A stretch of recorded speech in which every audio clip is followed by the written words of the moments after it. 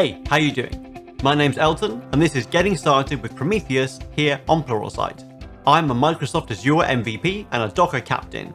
I've been working with Prometheus for many years, monitoring apps running in Docker and Kubernetes, and also in plain VMs in the cloud. Prometheus is a simple, powerful metrics toolkit, which you can use to get information on what your apps are doing and how healthy they are, whatever platform they're running on. And this course will get you up and running. First, you'll learn about the architecture of Prometheus, how it collects metrics from different systems, and how you can set up those systems to produce metrics. Next, you'll see how to run and configure Prometheus, including techniques to dynamically build a list of target systems from the platform you're using, whether that's something fancy like Kubernetes or just plain DNS in the data center. Lastly, you'll learn about PromQL, the Prometheus query language, and how you can use it to turn dry metrics into useful information about your systems, including building a full dashboard to show the status of different components.